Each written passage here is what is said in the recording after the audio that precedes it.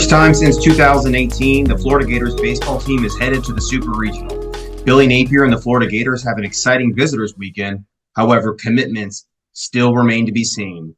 Hello, Gator Nation. Welcome in to another episode of the In All Kinds of Weather Forecast. I'm your host, Chris Yanes, joined alongside my co-host tonight, Neil Schulman, where we're going to be recapping all of the exciting action from this past weekend's baseball regional victory and advancing to the Super Regional. We're also going to talk about the visitors weekend and recap everything that happened there with the visitors, any recruitment news that has come up, as well as any additional football news to be discussed. But before we get into that, a quick word from our sponsor.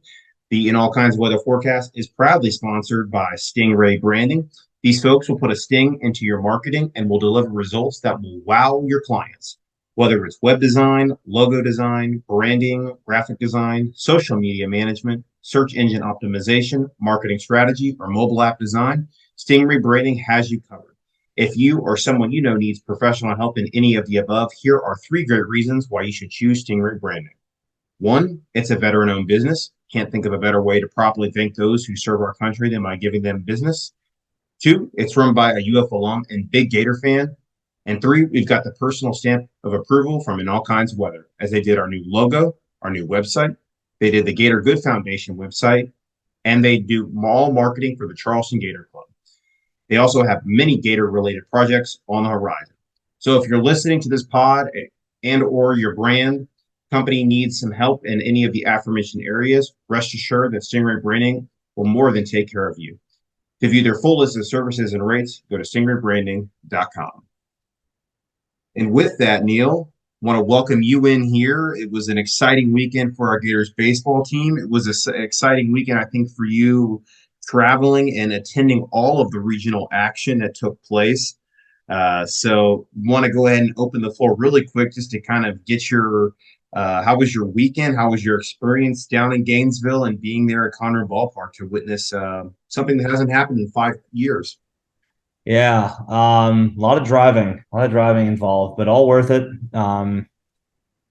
Just listening to some music, listening to some podcasts, talking to some buddies on the phone. Got my parents on for a little bit of the drive to pass the time. All of it was worth it. The mind numbingness of just staring at the road and waiting to see what other stupid drivers do. All worth it to see the Gators come off the mat, Chris, and win the regional bracket the hard way, something that the Gators just haven't done. They haven't ever had to win a regional coming out of the losers bracket. Now they've gone 2-0 before, and they've been pushed to a game 7 in the position that Texas Tech was in, having won the first 2 games, but they've never lost either of their first 2 games and come back off the mat to win the entire regional. The closest they came to that was last year, where they pushed Oklahoma to a 7th game, but they ultimately lost that. So good to see the Florida Gators make just another type of history this year. I mean, we talk about Caglione breaking the school record for homers in a single season. We talk about the number of wins they had in the regular season, talk about another SEC championship.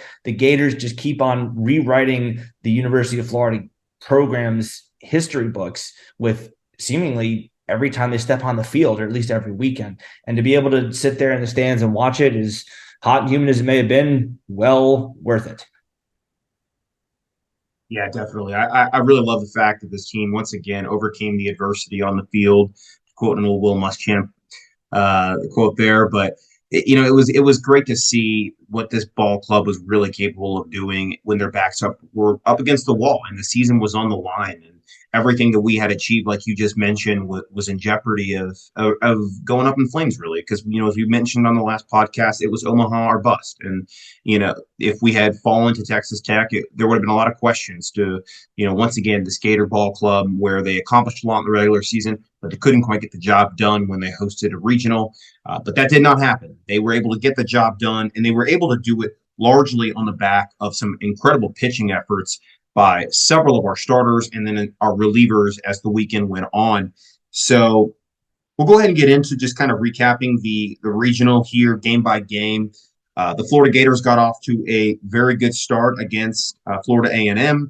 We talked about how there was a debate whether or not you start Jack Caglione or you go with Brandon Sproat, or you go with Waldrop, but the Gators ended up going with Jack Caglione, and he did a great job. Pitched a solid game, several strikeouts, and he ended up shutting out the Rattlers. And then it was a good thing because the Gators bats were not hot in game one. So Neil, kind of talk about what your impressions were from the first game against the Rattlers. An inferior opponent, but Caglione rose to the occasion and had a very quality start. Yeah, Caglione and Josh Rivera with a 2-run homer in that game. So um, I kind of think, Chris, that one of the reasons, not the main reason, obviously, but I think one of the ancillary reasons that we cover Gator baseball as much as we do is because, yes, the Gators have an elite program, but I think it's worth, especially with the new ballpark that just got built, expanding capacity from, I think, 4,000 to up to 10,000 from the old McKeithen Stadium. I think that it's worth Gator football and basketball only, or maybe just the Gator football only, Florida fans maybe investing a little bit into this Gator baseball program right now. So to give y'all a sort of comparison, a football comparison, which really isn't fair because they're very, very different sports, but the from a production standpoint, from a how we left the game feeling standpoint, if you remember the first game of Urban Meyer's tenure where Florida beat Wyoming 32-14, or the Miami, Ohio game 5 years later where we couldn't snap the ball back correctly, and we won that game 34-12. Yeah, Florida won, better than losing, but there were a lot of issues there. The Florida A&M game kind of felt like the baseball equivalent of that because, yes, there were some good at-bats. Josh Rivera put a barrel on a baseball, beautiful. Jack Caglione was tremendous.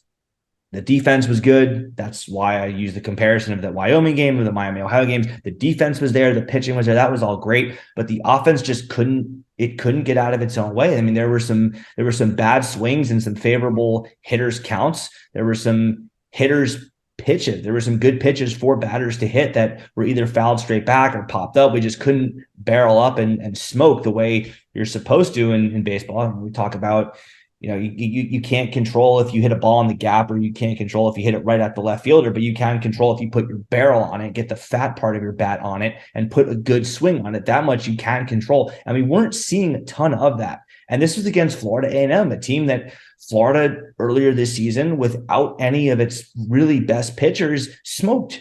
They beat them 17-7 without even using their starters for much of that game. They pulled them early when it got ridiculous. And A&M wound up scoring a few runs off of the back end of the Florida bullpen. So that was a bit concerning. But I know we'll talk about this as we keep going into the baseball recap. But now the Gator bats would pick it up. But that game, as we're talking about in the context of the one baseball game, was not anything to be proud of beyond the fact that Caglione pitched well. The one great at bat from Rivera. Yeah, there was an 8th-inning run that we scored, and the defense behind him was good. But there were a lot of question marks that came out of that game. Questions, Chris, that I think had us wondering, was Florida going to be the team to make it out of this regional?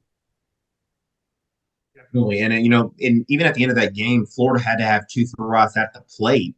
And had that, those runs scored, it could have been an even closer game where certainly Florida would have been a lot more nervous. But they got the job done. They shut out the Rattlers 3-0 in the first game.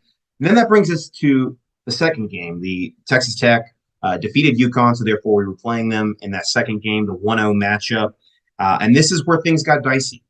This was a back and forth game, and Brandon, I think threw a pretty good game. He didn't do anything wrong in this game. He had a solid start. Wasn't on the hook for the win nor the loss, but the bats once again didn't really deliver like we had seen all season. And then we got into a 3-3 duel where unfortunately the Gators gave up a late 2-run shot that gave Texas Tech a 5-3 lead. And then the Florida Gators tried to make a valiant comeback at the end there, but ultimately fell 5-4, putting us in the elimination bracket. So, Neil, give us your thoughts after the first game versus Texas Tech. Well, I kind of got some pushback on Twitter from this, some of it from you, that I was being a little too hard on Florida's Ryan Slater, because if you're going to go by the official scoring, the way baseball scoring works, Ryan Slater lost the game for the Florida Gators. That's That's just being as official and as technical as it gets. So you have to assign a winning pitcher and a losing pitcher, and the losing pitcher was Ryan Slater because he gave up the 2-run homer that gave Texas Tech the runs that made the difference in the final score. Now, was he to blame for the loss? A little. He could have not given up the homer. Gavin Cash had already hit one earlier in the game, so you knew. I mean, if his average and his stats from the rest of the season weren't any indication, now you had fresh data right in front of you. Let's maybe be careful with this guy, and he wasn't. But I mean, that's maybe 10%, 15% of the blame, where the other 85 to 90 again goes to the Florida offense. They just did not get the job done the way that they had been doing all year. This was, again, a Texas Tech team that, we talked about in the preview. They have one good pitcher, Mason Molina. They used him against Connecticut. He wasn't available. I mean, Brandon Beckel is a solid reliever. Ryan Free is probably probably would be an above average reliever in the SEC. The rest of their pitching staff just isn't that good. And Florida, yeah, that they did have some good at bats here and there, but they didn't string together enough of them consistently that if you keep putting barrels on baseballs, eventually law of average says you're going to find gaps. You're going to find holes through the infield. You're going to get some breaks go your way if you just keep barreling them up. And Florida didn't do that consistently enough. So when the occasional barrel of a bat did meet a baseball, Jack Caglione had a good one in that game, and it didn't go Florida's way. There was nothing else before or after him that could keep the rally going.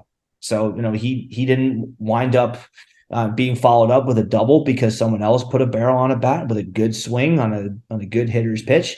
It just didn't happen. So again, a disappointing performance from the Florida bats. Some of it I would say definitely due to luck, but a lot of it I think was in the Gators' control, and they didn't control what they could control. So that put them in the losers bracket for the third straight year in their own regional.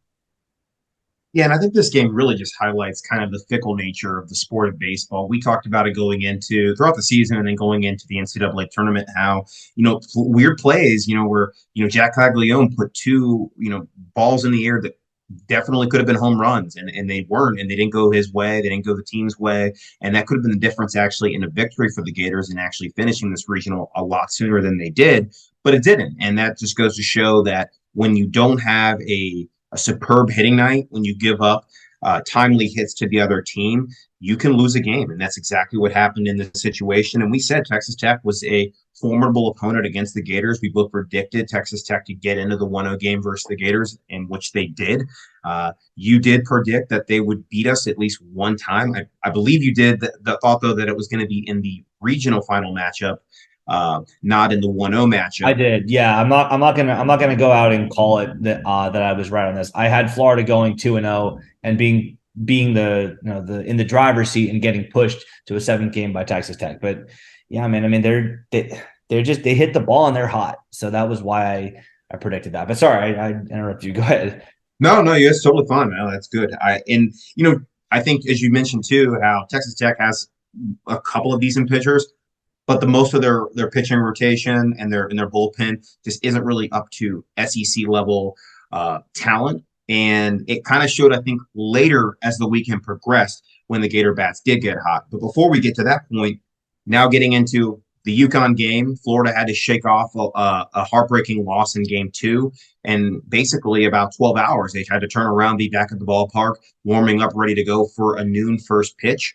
Hurston Waldrop probably pitched one of the finest games of the season for a Florida pitcher.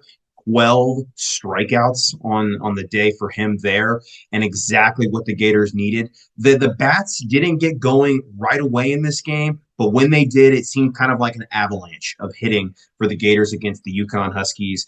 And, we said that we didn't think that the UConn Huskies were the second best team in this regional. And I think it really showed in this game just how far behind they lagged between the Florida Gators and the Texas Tech Red Raiders. So, Neil, kind of recap this one against UConn. This was a really impressive turnaround, I think, by this team and set up the momentum going into that regional final for Texas Tech. Yeah, definitely impressive. And I think it's made all the more impressive because Florida did one of the dumber things I've seen them do all year and give Connecticut a free out. Caglione, who's been nothing short of a stud this year, made a pretty if we're being honest, keep it respectful, but keep it real. A mistake you don't expect high schoolers to make, forgetting how many outs there were and just taking off on a dead sprint on a routine fly ball. Now, he didn't do it on purpose. We're not going to, drag the kid, especially for all the amazing thing he's done this year for the Florida Gators.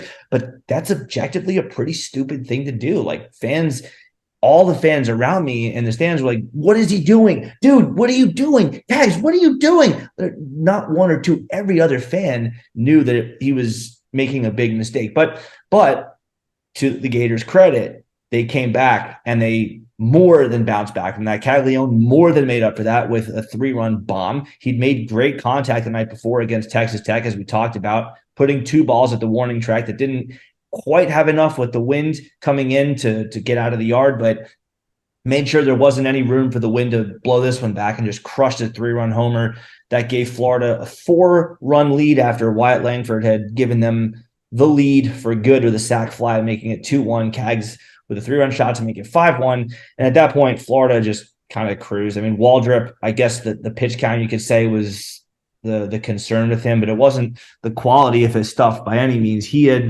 did more than enough to verify that he was, going to be a first-round pick. Or if not first-round pick, a second-round pick at the absolute worst. All the scouts in the stands with the radar guns right behind home plate are, they feel like they more than had their money's worth out of that game. So, great performance from him. Brandon Neely shutting the door, and the Gators, coming off the mat with the first of the 3 wins in a row that they would need to keep their season alive. They got the job done in the first one on Sunday afternoon. Yeah, and I also thought this win was very reminiscent of kind of the way the Gators did it in 2017, where you'd have a really strong star for maybe an Alex Faedo or a Brady Singer, and then you'd have a guy like Michael Byrne come in and pitch the last 2 or 3 innings, and that's exactly what sort of happened here in this game, where you had Hurston Waldrop go 7 innings, and then you had Brandon Neely shut the door in the last 6 outs. So just a dominant performance, I think, for the Gators in this one, and it really did, because didn't have to go deep into the bullpen. It set up for an impressive regional finals matchup for the pitching for the Gators. And it gave Kevin O'Sullivan a lot of options heading into that matchup versus Texas Tech. And one more thing I also kind of want to note too, I thought that this performance by Hurston Waldrop, in my mind, sort of solidified the fact that he's been one of maybe the most consistent starting pitcher all season. And there's an argument, I think, to be made that he is the ace of the staff. Would you agree, Neil? Well, I don't think there's any debate that it's either him or Sproat. I think that he has been the number 2 guy all year, in part because Florida wanted maybe some wiggle room if they lost the opener. Brandon Sproat has been a bit less consistent. He's been tremendous for Florida for the majority of the year, but I say he's been less consistent than Waldrop. And I say that even with the caveat that Waldrop was forced to change his windup. His whole motion was screwed up by the NCAA 11 weeks into the season. Kind of crazy to me that you can watch him play for an entire season at Southern Miss and then 11 weeks of this season at Florida and not say boo, and all of a sudden, oh, now you find something wrong with his windup, which could have derailed him, because we saw against Missouri and against Texas A&M, he did struggle, but came back, worked on it, found a rhythm found a windup, found a motion, found a technique that worked for him, and he regained his top form and more. Even though, as we said, Connecticut isn't exactly the cream of the crop in the country, I thought that they were a very, very low 2 seed. I thought they honestly should have been a 3 seed, even despite their gaudy RPI, which, by the way, is a terrible metric. But and their record, I wasn't really buying their hype. And although I may say what I think about them, their lineup does have some guys that can hit, and Waldrop shut them down. Dominic Freeberger and Corey Morton are 2 of the better hitters that I think Florida has seen all year. There is a drop in their lineup after those 2, but those 2 guys can hit. They are for real, and Waldrop shut them and the rest of the guys down. Definitely. So, the Gators advanced to the regional final with that 8-2 victory over the UConn Huskies, where they faced off once again against the Texas Tech Red Raiders. And this is where Kevin O'Sullivan, I think, really showed his confidence in his staff, as well as his experience as a manager in the SEC. For this matchup, he went with the freshman, reminiscent of what Carson Feinvold the previous year against Oklahoma, with Cade Fisher, and he delivered an impressive performance, 7 innings, multiple strikeouts, and just exactly what the doctor ordered for this Gators team, where they needed to have their starter go deep in this game. And I think if Gator fans had said, hey, you're going to get 5 innings out of this guy, they would have taken it. The fact that we got 7, Neil, was just absolutely incredible. And I think it only built the confidence of this pitching staff and the hitters, too, knowing that, you know what, these guys got our back. The pitchers got our back. They're giving us the time to be able to get going and get hot once again at the plate because we struggled in the first 2 games. We got hot against UConn, and then that carried on into the second game versus Texas Tech, the first of the regional final. And of course, I think this game true highlighted how when we put our backs up against the wall, even when adversity strikes, Florida can overcome it. And I'm going to single out the moment in the game where it could have been absolutely disastrous with that base running, just complete faux pas. I don't know if it was miscommunication from the third base coach or just the players didn't understand really that they couldn't make it home. But, you had a hard hit ball to third base. Our first runner got out of the play, and then they tried to do the double steal action at second base to force the throw back home, and it just was a disaster. But the Gators rebounded, and they had a 2-out rally, which got the game going again for them in their way. Because hey, if they don't get that out, that game, or if they get out in the next batter, that game could have turned the other direction, but it didn't. They responded in kind, and the Gators ultimately cruised to victory in this game. So Neil, kind of what were your thoughts in game 2? Well, there are the thoughts on that play, and then there are the thoughts on the rest of the game because yeah, Florida won and that's great, but that's the kind of thing that's going to lose them a game if they play a really good team because Texas Tech, they're the 6th best team in the Big 12. Florida survived it because Texas Tech was 500 in the Big 12. They will not survive that kind of mistake against a Wake Forest, against a Tennessee. I know we beat them 2 out of 3, but that's still a really, really talented team over there. They will not survive that against a Virginia, who they are made Florida and Virginia can win the super regionals that they're both hosting will be their first opponent in the College World Series. They won't survive that against an Oral Roberts, a team that isn't as talented as Florida, but is hot and is winning a ton of games these days. And you don't do that by accident. So, the play. First things first, I have no idea why in the world you ever swing at a 3-0 pitch. If your name is Aaron Judge, fine, go ahead. You're Albert Pujols in your prime, go ahead. Jack Caglione, I'll even extend this to him. If you're Jack Caglione, sure, I'll give you the grace to go ahead and swing a 3-0 pitch. If you're not famous for the amount of home runs you hit, or if you don't have a batting average or on-base percentage of about 600, you don't swing at a 3-0 pitch. You just don't do it. You work the pitch count. You wait for the next pitch to be even better. You dare the guy who has just thrown 3 balls in a row to throw you 1 strike. You give him 2 chances at it. The second time, maybe you swing. But that was the first mistake.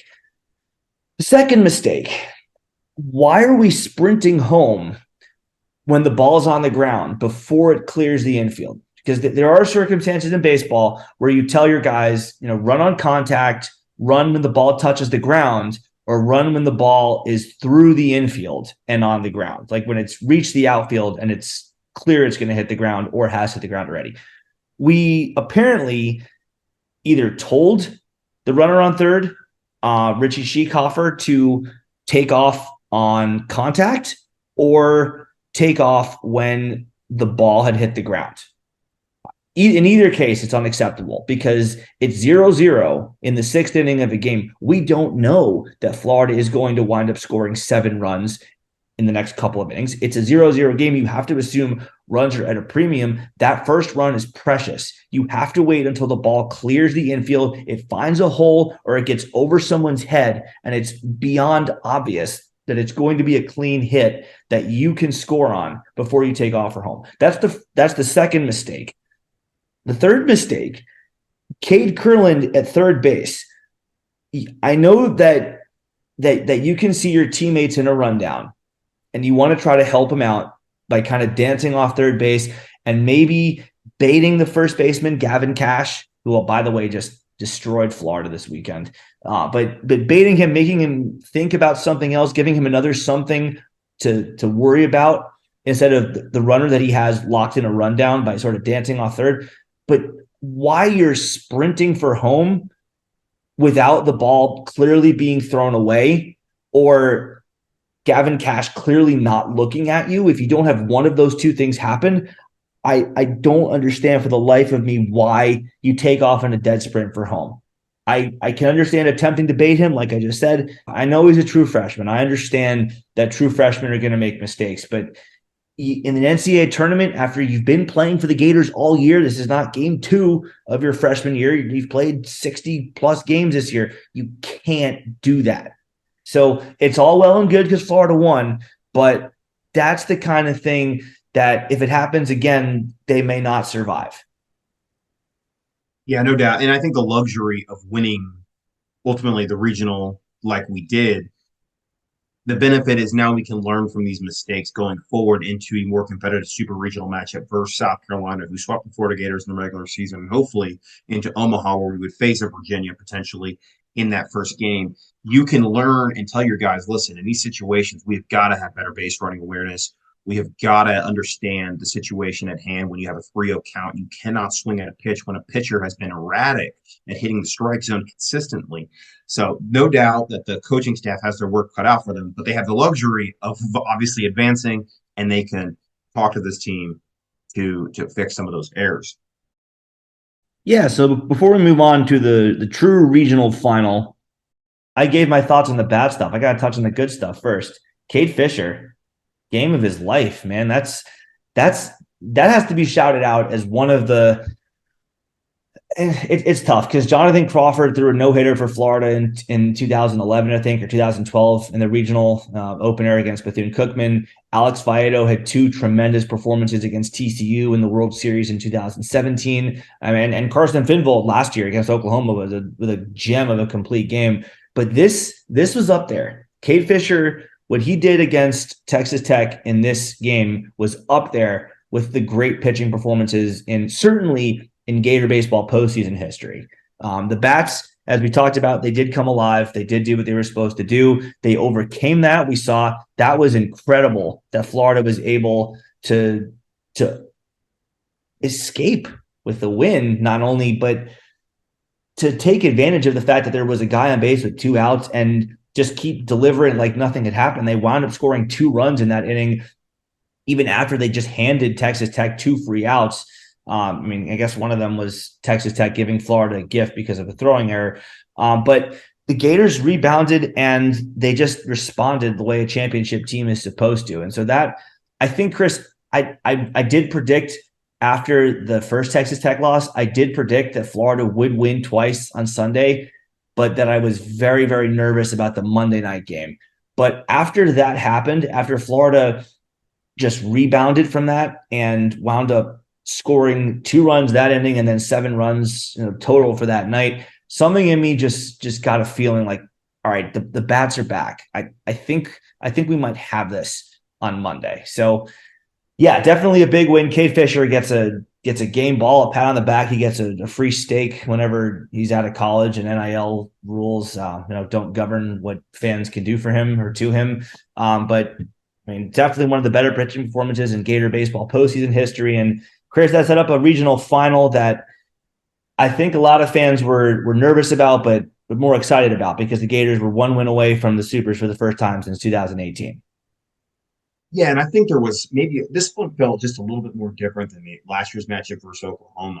Last year against Oklahoma, Kevin O'Sullivan had to be very creative with that bullpen, which is why he had to go to Carson Finvold and have that performance that he did. But this year, we got that performance from Cade Fisher where he went 7 innings, and then we finished it off in 2 with the same pitcher. Same thing the matchup before with UConn, and then it preserved our bullpen, so he had options going into this third game, and he even really didn't even have to go that deep in his bullpen once again because of a great start by Ryan Slater, who got his redemption, like you had tweeted out multiple times throughout the weekend, and he got that redemption with an impressive 5-inning performance, quality start. Ultimately, did get the win in this game, and then we shut the door in the last 4 innings through the bullpen. So I think that just the team, after seeing how he overcame some of the errors in those first two games after the loss against UConn and Texas Tech, and responded in kind, the bats got hot, the pitching kept rolling. It felt different going in this one. And I think Texas Tech sort of knew it. The writing was on the wall.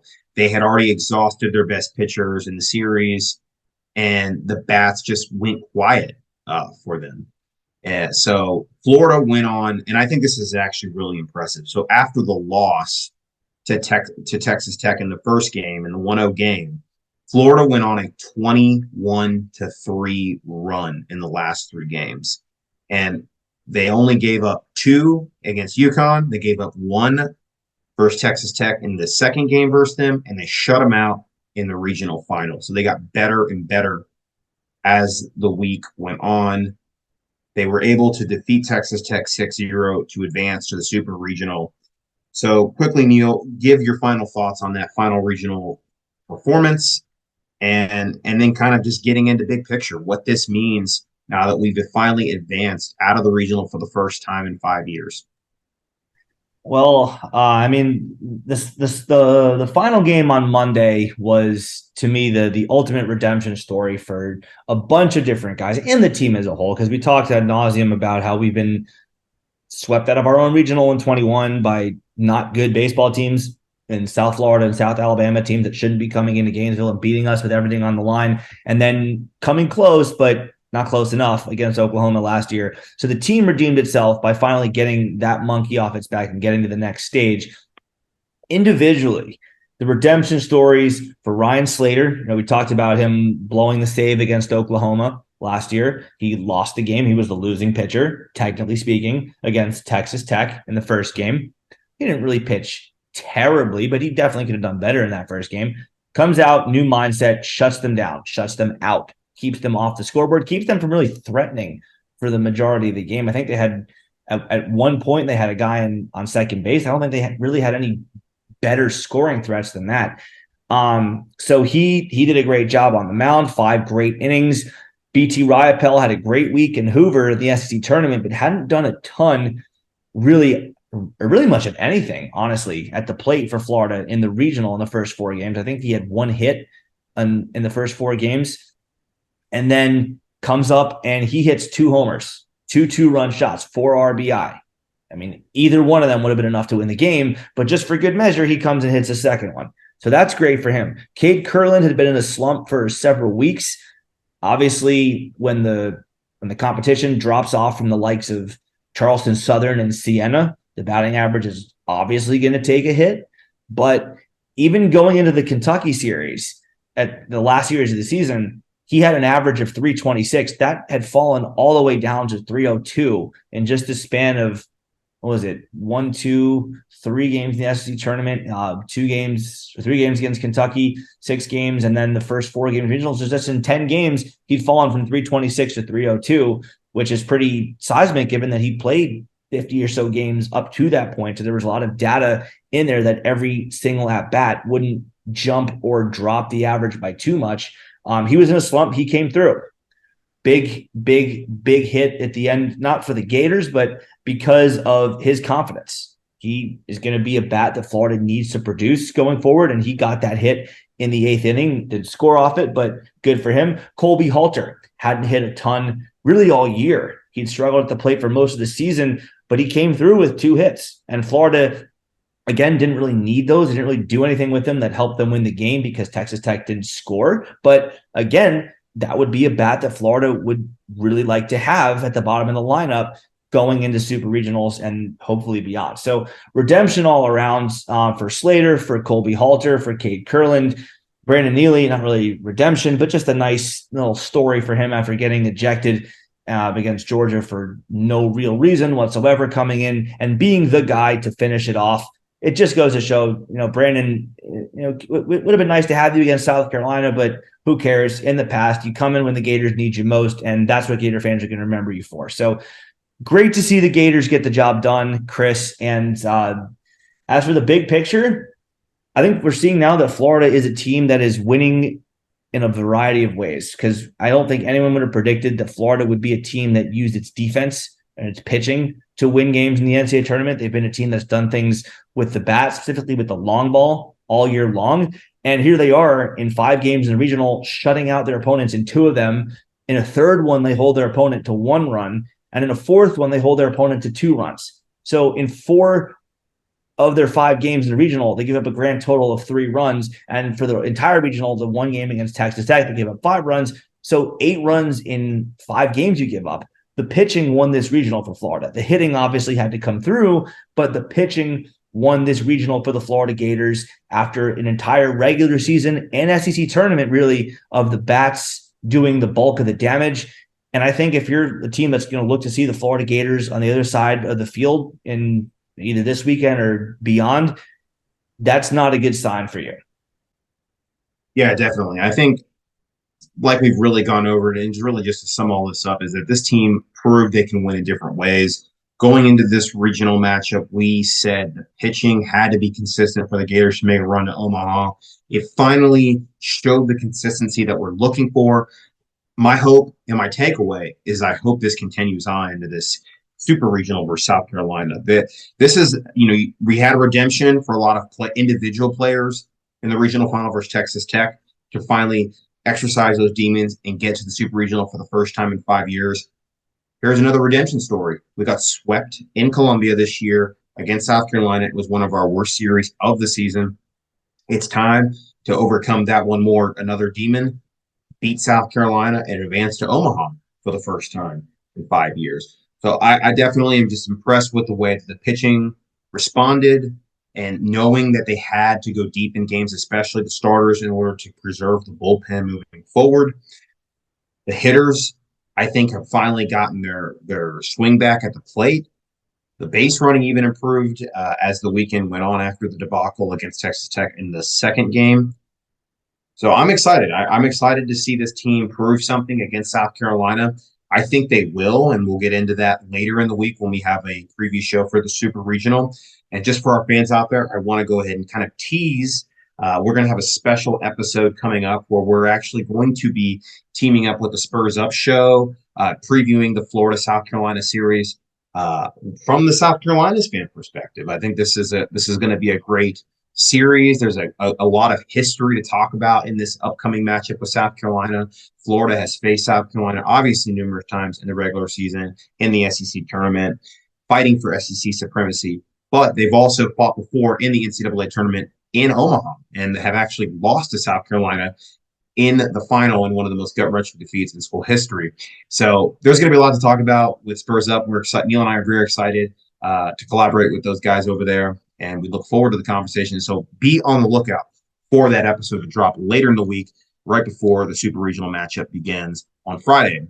And it was announced today that the series will begin on Friday and will run Saturday, and if necessary, for a third game on Sunday. So go ahead and make sure you mark your calendars off this weekend to watch those games Friday and Saturday evening. It's going to be a fantastic time. I would imagine, Neil, and I'm sure we'll talk about it later, that the first 2 pitchers will be Sproat and Waldrip, and hopefully that is all we need. So that is it for baseball. We're going to now switch gears into football. There's a lot of news to cover out of the official visits that we had this week. It was a big weekend, and we I think are going to see some results from it down the road, but unfortunately no commitments yet. Before we get into that, though, a quick word from one of our partners. The Gator Good Foundation is one of our big partners, longtime partners with the show. The Gator Good Foundation is a nonprofit organization that works to send an underprivileged Gator fan to the swamp. For those of you that are new listeners, the Gator Good Foundation collects donations from fans and uses it to bring someone to his or her first ever Florida Gator football game. If you believe you or someone you know is worthy of the honor for next season, please email us at gatorgoodfoundation@gmail.com. The football season just around the corner. That would definitely be something to start thinking about, and email our partners at the Gator Good Foundation. So Neil, speaking of football, let's talk about it. We had some news today break. Unfortunate news. There we had said going into the official visits, we wanted to see, us close. Closers close. There were a lot of official visits around the country this weekend. Not many commitments as a result of it. But there was one program that got very hot off official visits, and that was the Clemson Tigers, a program we hadn't really heard a lot about on the trail recently. But they struck again in Tampa.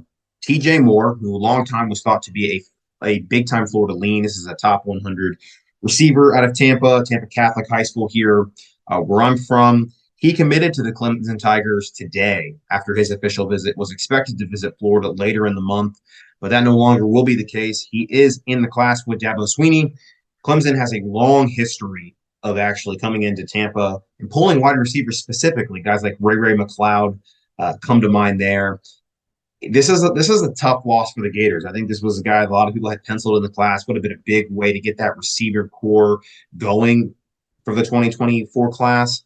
But unfortunately, Florida's going to have to pivot and go in different direction there.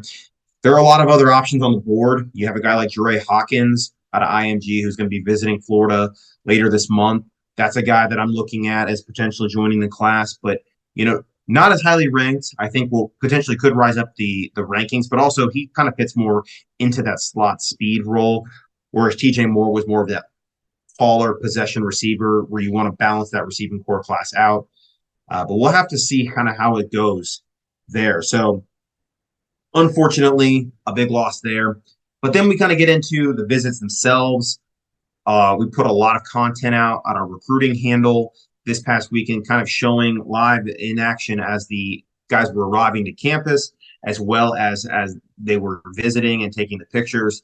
Neil, I think Florida, at the very least, has one of the most impressive photo shoots, maybe for any official visitor in the country. It certainly beats putting a blanket draped over in the background like another school up north. Yeah.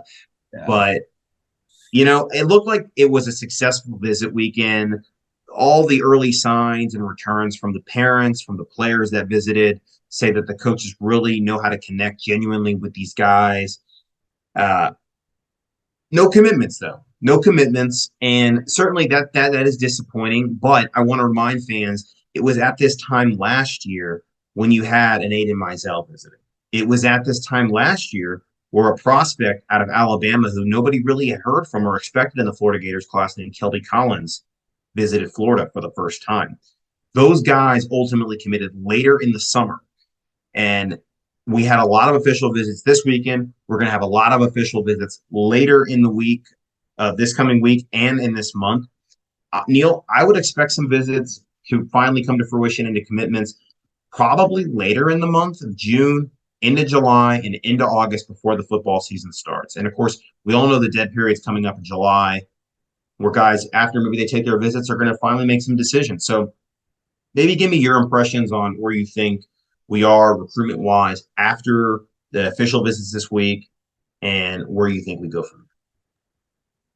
Well, we talked at nauseum I talked at nauseum on the last pod, certainly about my fandom of the player that Chris Jones is, a linebacker.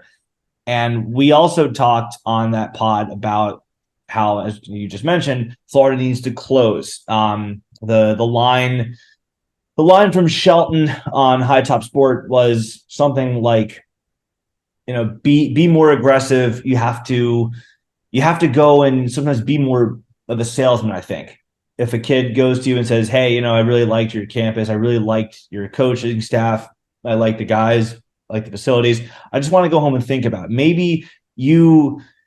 I hate to say this because this goes against every fiber of Napier's being, but maybe you pull out a stunt and you go, well, what's there to think about? You're here. Mom and dad are here. You see it for yourself. What's there to think about? Because now the ball is in the court of the Georgia Bulldogs because they're going to get him on their campus in a couple of weeks from now. And sure, Florida might still win the battle. Maybe he just wants to take that visit to get a free trip to Athens and meet some girls or something. It's always possible with high school kids. I don't know. But you're giving them that chance to sell him. So I would really like to see with Napier and this staff start to get guys on campus and don't let them walk off campus without a commitment. And obviously that's not going to happen for the overwhelming majority. of the guys you bring on campus. If you're going to have a big weekend where you have 20 plus guys on your campus, if you get 3 commitments out of it, that's tremendous. If you're going to get 2 commitments out of it, that's still really good. But you can't keep going 0 for weekends. 0 for the weekend. If Florida has another big weekend this upcoming weekend, and let's say, I'm just going to make up numbers now, but let's say on 3 straight weekends, Florida has 25 plus kids visit, and you get commitments from 0 of them, well, now you're not missing on the overwhelming majority of them. Now you're not failing to secure the overwhelming majority of them. You're failing to get any of them. And there's a big difference there, because with a lot of kids, we talk about DJ Lagway having relationships with guys like Jeremiah Smith. We talk about guys being friends. They play 7-on-7 ball together. They meet at Elite 11s. They play high school ball together. They talk. They're friends. And you want guys to be committed to the Florida Gators and start doing some of your work for you, like a DJ Lagway, who is a good recruiter. Last year, we had a Trayon Webb do that for us. But we need more guys in the class, as now we're in the middle of June. And yes, the blue chip ratio is great. The average player rating is great. But Chris, we just don't have that many guys in the class. So of course, it's possible that we're going to have a big July. We had that big weekend last year. I think one of the guys you actually forgot to mention, because there were so many of them that committed in that span, Will Norman, another guy we're expecting a lot out of, not just this year, but beyond. So yes, that weekend in July was great. And yes, it all stemmed from that visit weekend in April. But the more chances you give a Georgia who's going to get Chris Jones on their campus, the less you like the chances of the Gators to keep landing those types of blue chip athletes that we know we need to get more of, not less. Most definitely. And I think this is just coming from experience of the last 10 years from Gator fans, where we've had a lot of guys come to visit campus. They say they have a great time, but ultimately end up committing to schools like Georgia, Alabama, Clemson, as we mentioned earlier, where they got the commitment of DJ Moore today. The Gator fans just have a lot of bad experiences in the last 10 years. They're jaded. They want to see commitments. They want to see high-rated commitments, and they want to see them now. When we have visitors weekends like this where we hype them up, maybe the fans hype them up a little bit more than the coaching staff even hypes them up, but I think that they just want to see results. Recruitment is a talent acquisition business. You have to acquire the talent, and in order to acquire it, you need those commitments. But we really, really need those commitments now. I want to touch really quick, though, on kind of where the receiver board goes now. Florida, did have Jeremiah Smith on campus once again with his good friend DJ Lagway. They spent the entire week at the NIL summit. Then they flew together and got to Gainesville, where Jeremiah Smith had his official visit. I think this recruitment can go many, many different ways. I think it's safe to say, Neil, that this is probably going to go down to the wire. Many believe this will drag into December all the way to signing day. He's looking at different schools. He's looking at Miami. He's looking at Georgia. He certainly could stick with Ohio State. Brian Hartline is arguably the best recruiter in the country. And, of course, this is his receivers coach. But he also could flip to Florida. There's smoke that will happen, and he has a great connection to DJ Lagway. Guys want to play with leaders, with alphas. And so that was one of the biggest takeaways from this weekend, was the fact that DJ Lagway is that. One of the guys that actually mentioned this was Jordan Ross. Jordan Ross is an edge defender out of the state of Georgia or Alabama. I can't remember off the top of my head, but he's from one of those schools or one of those states. A similar situation, I think, to Kelby Collins last year, where many believe he's leaning toward an Auburn, Alabama, a Georgia, not looking at Florida. But then after this weekend, had a fantastic weekend, made a great connection with DJ Lagway.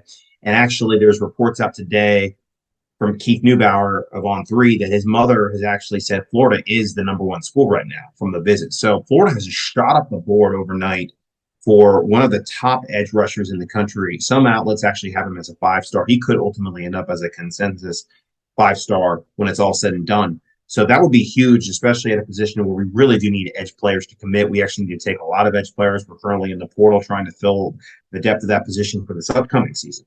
So Jordan Ross sort of now has become one of the highest guys on the board for this staff to get, and they certainly made a great impression. Other receivers that we can look at, Jeray Hawkins, as I mentioned, is going to be visiting in a couple of weeks here. That's a commitment, I think, that coming down to Penn State or us. And certainly the room in the class right now for receivers could help us there. There's another prospect that's certainly starting to gain a lot of attention. He's from Louisiana, Michael Turner, high rated 3-star. A lot of people believe he'll be elevated to a 4-star not too long from now. But he's got some big offers. You know, he's catching the attention from schools like Georgia, Miami, Auburn, Tennessee. Many believe, though, if LSU comes in with the offer, then it could be all over. So we'll have to see there if Florida can nab him quickly. They have success getting guys like Trevor Etienne in the class a couple of years ago now to join from the state of Louisiana. So we'll see if that trend can continue with Michael Taylor. And then there's Chance Robinson. Chance Robinson is expected to visit here this month as well. He is a longtime Miami commit. And Neil, I know you've shared your thoughts on this one. But I think now the staff has to turn the heat up on Chance Robinson to flip. And Miami's got a lot of recruiting issues. There's a lot of rumors out there right now that they are kind of on probation, or they're at least being watched by the NCAA with all of the stuff that went on with John Ruiz this past year. John Ruiz is under federal investigation for all of the stuff that has happened with Life Wallet and the stock there. So I think that there's certainly an opening and an opportunity as time goes on with Chance Robinson. I know he likes the guy. Likes the guys there. He likes the program. He's from South Florida. But at the end of the day, if the NIL isn't there for Miami anymore, and there's an opportunity to come in and make an impact at a school like the University of Florida, who could have a more promising future, there's certainly a potential for Chance Robinson to flip to the Gators. A couple other guys I want to mention before we close tonight. There was some good feedback, guys, from Kendall Jackson, who is from Gainesville, as well as LJ McCray out of Mainland. He is teammates with Zay Mincy, the safety, who many believe is a big Florida lean right now and will be visiting this coming weekend. Could be on commit watch this coming weekend. LJ McCray did say he had a great time. I think this is one that I would expect potentially in the class sometime this summer. We might just have to wait, though, for that to come to fruition. And then you have, this upcoming weekend, we've got some big guys coming. Amir Jackson, Walter Matthews, two tight ends right there who are potentially leaning toward Florida. Amir Jackson probably being the most likely of the two. But I think there's some opportunities for some commitments over the next coming weeks for this team. We're just going to have to sit back and see. So as Neil mentioned, the blue chip rating is good. The overall player average is good. Right now, we only have 8 commitments. We need to start seeing a couple more to start rising up the rankings and start getting hot on the recruiting trail to get that momentum. So I think we'll just have to continue to be patient. It's frustrating to not see the results right away, but as the summer goes on, I think the staff is working very hard behind the scenes to get guys on campus, to get them excited about playing for the Florida Gators. And we have some great recruiters. Having a DJ Lagway at this time right now is something we didn't have this time last year, and I think is going to end up paying off and maybe getting us those higher level elite guys that we missed out on last year. That could truly be the difference maker in the 2024 class. Neil, any more thoughts on recruiting or football before we wrap it up for the evening?